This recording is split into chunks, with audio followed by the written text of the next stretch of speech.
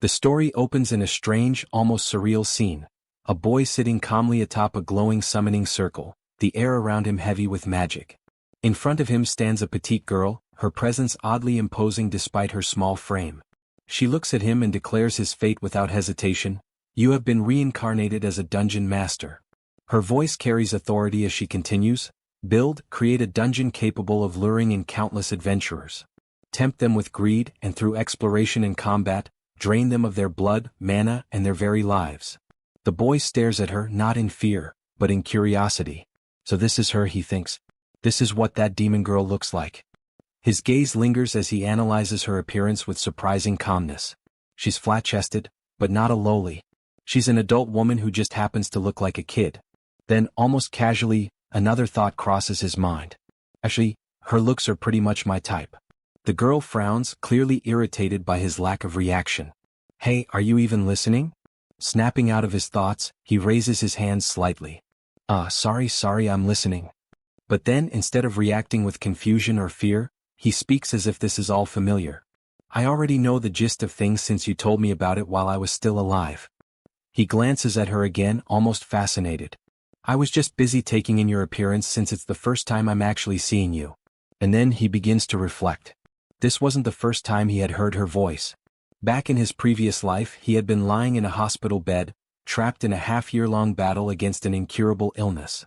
His body had been failing, his future already decided. It was during those final days, when despair consumed him, that a mysterious voice began echoing in his mind. Form a contract with me. If you do, I will reincarnate your soul as a dungeon master after you die. At the time, he thought it was nothing more than a hallucination, something his dying mind had conjured. But it wasn't. Back then he had been drowning in fear, clinging desperately to life, unable to accept his inevitable death. And yet, after hearing her voice, after she spent months explaining the concept of dungeon management, of building something meaningful even after death, those conversations became his escape. It was thanks to her, he thinks now, that I was able to pass away peacefully, lost in those fantasies. And for that, he feels genuine gratitude. Back in the present, he gathers himself and looks at her seriously. Well then, let me double-check the details with you. His tone shifts into something more analytical. You are a dungeon god, an entity that lures humans deep into the dungeon by working their greed. She nods. Exactly. He continues, piecing things together.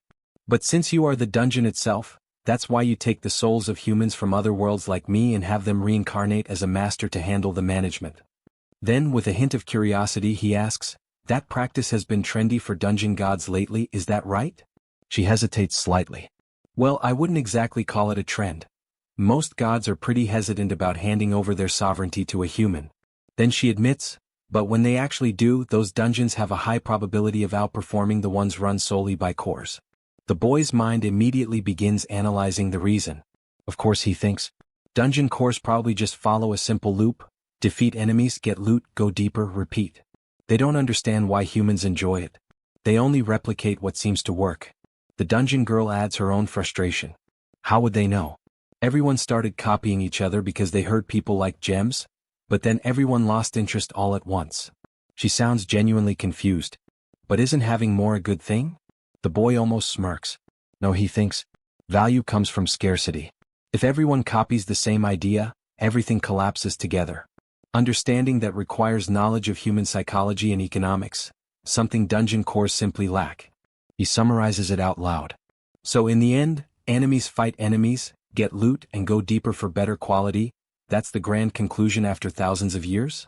He exhales. I see. If that's the case, then it really is better to let a human handle things. Then, shifting into planning mode, he begins asking practical questions. Just to confirm, you can only produce high-quality gems or gold on deeper floors? She explains, the deeper you go, the denser the magical miasma becomes. That miasma allows for greater effects. He nods slowly, already forming an idea. Then suddenly, a spark. What? If you infuse your mana into groundwater, could you give it a healing effect? She considers it.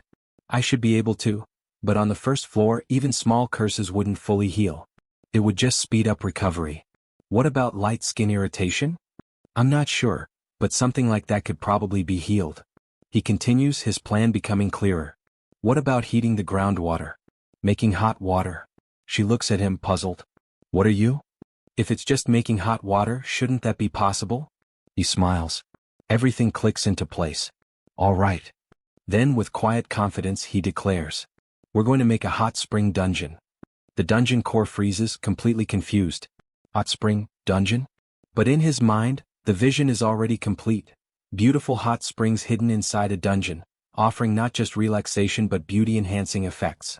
A place where adventurers don't just fight. They indulge. They desire. They return. He turns to her and explains, that's the kind of dungeon it'll be. After a brief pause, she finally responds, placing her trust in him. Got it? I'll leave everything to you. Then she adds, I'm looking forward to seeing how much you expand this dungeon, and how much return you can get from this hot spring dungeon of yours. He grins. Leave it to me. After all, he thinks back when I was healthy.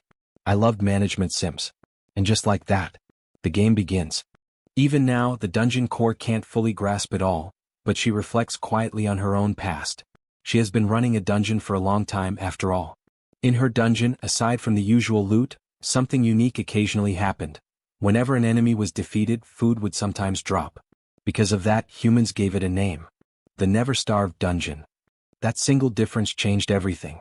With food drops, adventurers could sustain themselves longer, stay deeper, and continue fighting without needing to retreat. Because of that, she earned more points than dungeons that only relied on treasure drops. But that was the limit. Once her dungeon reached 8 floors, everything stopped progressing. Revenue and maintenance costs hit a plateau, perfectly balanced in the worst way possible. No matter what she did, nothing changed. Her voice grows heavy with frustration as she recalls it. Once the dungeon reached 8 floors, the revenue and maintenance cost hit a plateau. My dungeon hasn't grown at all in the 40 years since then. Even trying to expand was pointless. Even if I force an expansion, the maintenance cost would just end up exceeding the points, so even if I want to expand, I simply can't. And worse, stagnation leads to death. If the adventurers grow tired of the loot in a stagnant dungeon, it's only a matter of time before it fades away. Copying others doesn't help either. If you rip off popular loot from other dungeons for some reason, you only end up dragging each other down. And it's not even allowed. Besides, plagiarism is strictly forbidden by the law of the Dungeon Core Society. In the end, everything leads to one painful realization. They don't understand humans. And all of this is because we possibly don't understand the nature of human desire. That's why she took such a drastic step. That's why I spent 40 years worth of save points just to summon this human. Her thoughts drift back to his words. A hot spring dungeon. Something she still can't comprehend. Hot springs that heal wounds, that makes sense. But beauty effects? Attracting people just for that? What even is a hot spring? So many questions flood her mind, but alongside them, something else begins to grow. Hope. Because it's something she never would have thought of. And if it works, if this dungeon can surpass 8 floors, that's all that matters. I want to grow bigger. That instinct burns deep within her very existence. Only 8 floors in 100 years. If you can surpass my own sense of design, then I don't mind handing everything over to a human. She looks at him and finally says, Master, don't disappoint me. Without hesitation he responds, well then let's get right to it. He raises his hand forward, confident. Status open. Instantly, something appears before him, and his eyes widen slightly in surprise. Oh, it actually appeared. He scans it quickly, already adapting. The controls really aren't any different from a smartphone. His mind immediately shifts into optimization mode. So I have 5,405 points to work with. I should be able to make a dungeon about the size of a fairly large park. Meanwhile, the dungeon core stares at the floating interface in complete shock. What? He continues casually, as for the points needed for the hot spring, enemy placement and such. She cuts in, completely lost. What in the world is that? He answers simply, I'm checking out how to operate the dungeon. She can't believe what she's hearing. Wait, normally you're supposed to manifest a scroll like this to check the details, aren't you? And that's when it clicks for him. I see. The concept of a game interface is completely beyond this world. So he casually pulls something out, and hands it to her. You can do it with this too. A phone. She stares at it, and the moment she sees the interface her entire understanding collapses. What's this? It's so easy to understand, it's way too intuitive, this is just wrong. Then she completely breaks. Rolling on the ground, flailing. It's not fair, not fair. He watches her, amused. This is what they call being overpowered because of modern knowledge. Without missing a beat, he summons more tools. Let's use a device that makes it easier to navigate. Then casually, oh, I can just summon them like it's nothing. Meanwhile, she stares in disbelief. What was all my hard work even for? Ignoring her existential crisis, he begins fine-tuning the dungeon settings. On the first floor, the water temperature caps out at 50 degrees Celsius. I don't need it, that's hot. 42 degrees Celsius is fine. He continues calculating. Water volume is 300 L per point, then I guess spending about 50 points a day should work. Then, time to make a tub. A massive spring begins forming. He examines it with satisfaction. The quality of the spring water is quite high, isn't it? Then he finalizes its properties. The skin beautifying spring, it includes magical skin beautifying effects immediately, heals heat rash and minor skin irritation, wears acne. And then confidently, continuous use for about a week will show remarkable effect even against severe psoriasis, athlete's foot and pock marks. The dungeon core, still stuck in her old logic, says, hey, you can crank the temperature all the way up to 50 degrees Celsius, right? You sure you don't want to? He immediately shuts that down. Yeah, I've confirmed that you have zero clue how humans work. Just leave the rest to me. Then stepping back. Look, it's almost finished, all right, done? With everything in place, he declares, the hot spring dungeon is now open for business. But then, a system message appears. 22 to 32 minutes until completion. He freezes. It takes that long? It's not made instantly. Then he exhales. Well, this isn't a game after all, it makes sense. The dungeon core is still in shock. This is crazy, it's way too fast, it took me months just for the first floor. He shrugs. Guess I'll just wait it out patiently. Time passes. Nights begin moving. Reports spread.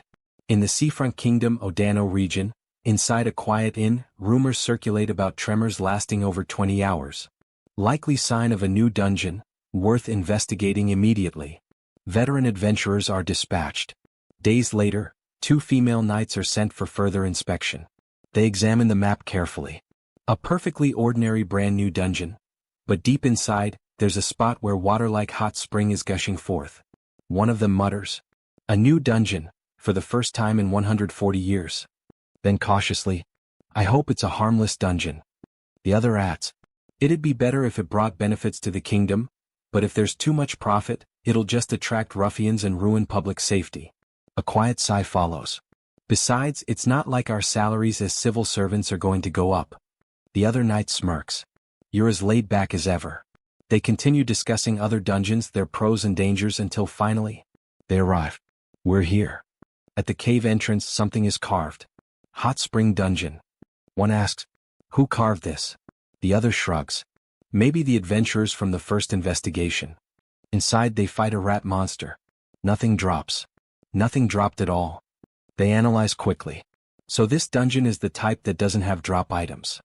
They look around. This hot spring is all it's got? Confusion fills their voices. I've never heard of a dungeon like this before. Hours pass. Exploration leads nowhere else. Finally, that's about it for the investigation. Yeah, there really isn't anything here but the hot spring. Then, pause. They look at each other. Then at the steaming water. Wanna get in? A hesitant reply. Will it be all right? Reassurance comes quickly. The water samples were already tested. It's non-toxic. Silence. Then decision. They undress and step into the bath. The moment their bodies sink into the water, everything changes. Feels incredible.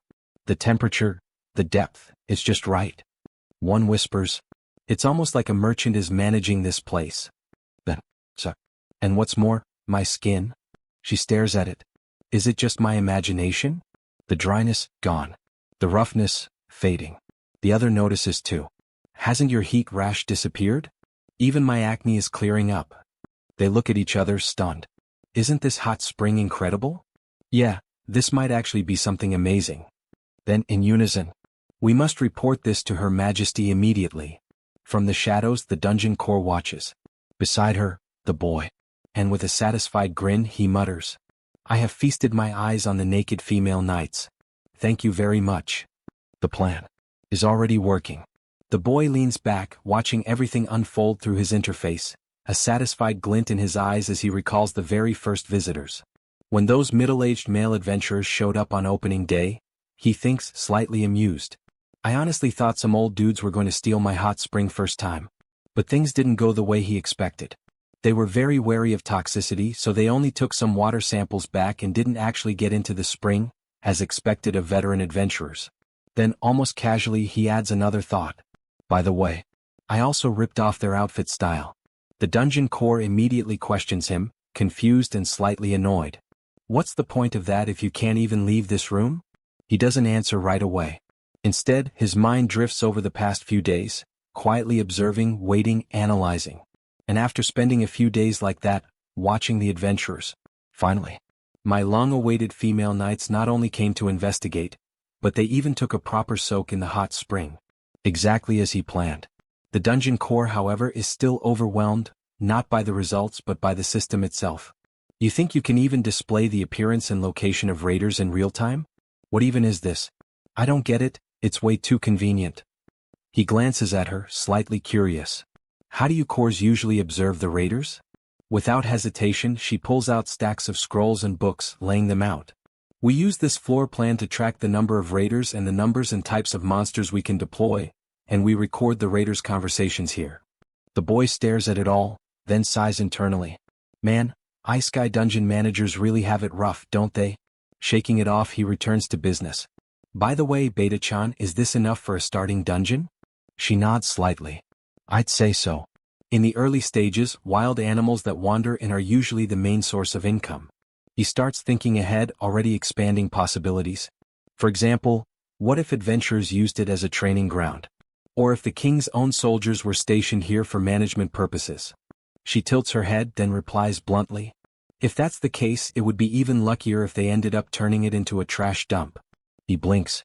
Trash. She explains casually. Dungeons swallow up any impurities from the outside and convert them into points. That makes him pause. You're really okay with that? He thinks, slightly taken aback. But before he can dwell on it, she suddenly frowns. By the way, you calling me Peta kinda grates on my ears, so stop it.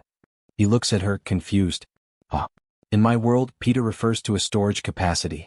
It's a word used to describe size, you know. Peta usually means unbelievably massive. For a moment, silence. Then her cheeks flush red. She straightens up slightly and declares, I am Peta, master. He stares at her, then smiles faintly. She's so cute. But he quickly refocuses, eyes shifting back to the knights still soaking in the spring. Anyways, female knights in a world where adventurers spend all their time fighting in heavy armor. He observes carefully. At first, their skin was so rough, it was on another level. A wild texture I've never seen in my previous life. But now, after soaking for hours, the moisture is clearly returning to their skin. The change is visible. At this rate, they're bound to really feel the effects. The dungeon core, still skeptical, comments.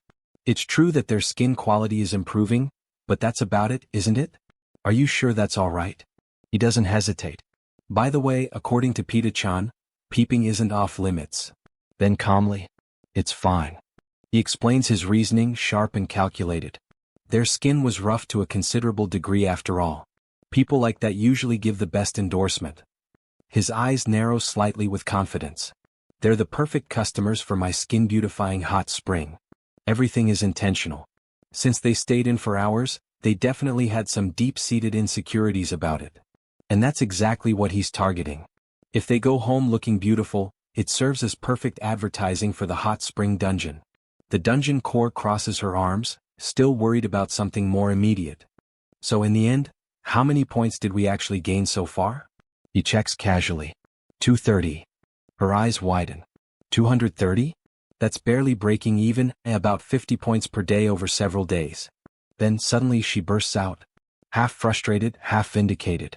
As I thought. You're spending way too many points on the hot water. Early stage dungeons are basically trash, okay? She continues rapidly. Once an investigation team finishes their first few rounds, the place usually just gets abandoned. Just breaking even at this stage is bad news. And then with a sharp warning. If we hit a wall early on and can't build a second floor, that's the end of it, you know? She looks at him irritated. Hey, are you even listening? But he remains completely calm. It's fine, it's fine. His confidence doesn't waver. Looking at the state of things, people will definitely come. A small smile forms. Again and again. And then, reality proves him right. The very next day, countless women arrive, one after another, drawn not by combat, but by beauty. This was the reality. Far away in Chiffan's castle, the queen sits upright, her expression sharp with interest as she hears the report. Skin-beautifying water, huh? Her eyes narrow with authority. If such a thing truly exists, then take me there at once. And thus, the ripple begins to spread. The queen of the seafront kingdom, Yusa, has taken interest. If you enjoyed this manga, share it with your grandma, your calculator, your fridge, basically anything connected to Wi-Fi. And for more parts, don't forget to like and subscribe. Back in the kingdom's safe castle, the two female knights finally returned from the mysterious dungeon. The other knights immediately surrounded them with suspicion, one of them crossing her arms and asking if the two had just been slacking off and soaking in some hot spring instead of doing their duty. The returning knight calmly admitted that yes, they had entered the spring, but that wasn't the important part anymore. Without another word, the two women removed parts of their heavy knight armor and revealed their skin underneath. The room instantly fell silent. Their rough, scarred bodies, once damaged by years of brutal training in battle, had become unbelievably smooth and beautiful. One of them proudly declared that there was no need for explanations anymore because the results could be seen with everyone's own eyes. The surrounding knights stared in disbelief before quickly stripping off their own gloves and armor to compare. The difference was overwhelming. Their own skin looked dry and worn compared to the glowing softness of the two returnees. Some of the women became completely obsessed on the spot, muttering that they absolutely had to enter that spring no matter what. Soon, the effects of the hot spring were officially reported all the way to the prince and even to Her Majesty the Queen herself. The moment the Queen heard about a spring capable of restoring beauty and healing damaged skin, she immediately demanded to be taken there at once. But the female knights hurriedly stopped her, insisting they first needed to confirm the dungeon's safety beyond all doubt. Publicly, they claimed they were worried about the Queen's well-being, but privately, every single knight was thinking the same selfish thought. If the Queen and the royal nobles monopolized the spring immediately, ordinary female knights would never get another chance to use it themselves. Before that happened, they wanted their own scarred bodies softened and healed first. And so, with determined expressions, the entire order of female knights marched toward the dungeon together. After some time, they finally arrived before the dungeon entrance where the MC and the dungeon core watched the approaching army in shock. The dungeon core stared wide-eyed while the MC muttered that the customers had certainly arrived in force this time. The moment the knights spotted the spring, absolute chaos erupted. The women rushed forward screaming at each other to move aside while shoving and pushing through the crowd. Armor and clothing flew everywhere as the knights practically dove into the hot spring like maniacs desperate for salvation. Almost instantly, excited voices filled the room. The women touched their skin in disbelief, realizing the roughness and dryness from years of battle had vanished. They admired their softened hands, smooth legs and moisturized skin while sinking deeper into the water with blissful expressions. Meanwhile, the MC looked at the scene with complete disappointment. In his imagination, a hot spring full of beautiful women should have been some kind of romantic fantasy. Yet what he was witnessing felt more like middle-aged women charging into a bargain sale. He sighed internally, wondering how the dungeon had lost all sense of erotism so quickly despite only being open for 4 days. Still, the dungeon core noticed something important. Since the spring was so large, the knights weren't fighting as much, meaning fewer points were being generated from battles. The MC pointed out that the larger bath at least kept the women inside longer, allowing them to collect points slowly over time. Even so, he decided he would expand the bath even further using the day's earnings, which had already reached 3,600 points. But the very next day things escalated again. Even with the expanded spring, more female knights flooded into the dungeon, and soon violent fights broke out over space inside the bath. The dungeon core became ecstatic watching the chaos unfold, screaming for them to fight harder while points poured into the dungeon at insane speeds. The MC watched the total shoot past 20,000 points almost instantly and realized they already had enough resources to begin constructing a second floor. The dungeon core was stunned by how quickly he was progressing. Normally, reaching a second floor took far longer, yet the MC had already prepared the design in advance. Construction began immediately, and the estimated completion time was only around 15 hours. The MC explained that rapid updates were critical during the early growth stages of a dungeon, and the dungeon core couldn't help admiring his incredible management sense. In fact, expanding to a second floor only 5 days after opening shattered every record in dungeon history by over 80 days. The next day, when the female knights returned once again, they discovered the dungeon had changed even further. Despite bringing around 250 women, the enlarged bath still couldn't properly contain everyone, causing another massive brawl. Some knights suggested opening the dungeon to the public, but their captain immediately refused under the queen's direct orders. If ordinary men learned about the spring's beauty effects, the place would become impossible to control. For now, the female knight order intended to keep the spring's true powers a complete secret and monopolize it themselves. But then another shocking discovery was made. A second basement floor had already appeared. The captain trembled in disbelief, unable to comprehend a dungeon that evolved less than a week after birth. Even elite knights capable of clearing 8th-floor dungeons alone had never heard of growth this absurdly fast. The women cautiously descended deeper underground, fully expecting stronger monsters and dangerous traps. Normally, dungeons became more twisted and deadly the deeper adventurers traveled, using greed itself to lure humans further inward before eventually devouring them. But instead of terrifying monsters, the second floor contained another hot spring. And this one was even stronger. The MC proudly explained to the dungeon core that he had created a more powerful skin-beautifying bath using the second floor's concentrated miasma. Not only did it make skin smoother than before, but it could even improve hair quality as well. Deep pores and damaged skin would become perfectly smooth and beautiful. The dungeon core stared at him with amazement. His methods completely defied common dungeon logic. While normal dungeons focused on killing humans for growth, this man was building a dungeon entirely around human desires and comfort instead. When the MC casually asked when they should start constructing a third floor, the dungeon core could barely believe what she was hearing. He talked about reaching 50,000 points and expanding again within the next week as if it were the most natural thing in the world. At that moment, she realized his potential far surpassed anything she had imagined. The dungeon she spent 100 years building only reached the 8th floor, but this man might surpass even the 10th or 20th floor someday. And just like that, in only 2 months, the hot spring dungeon continued growing at terrifying speed, evolving into one of the fastest growing dungeons the world had ever seen.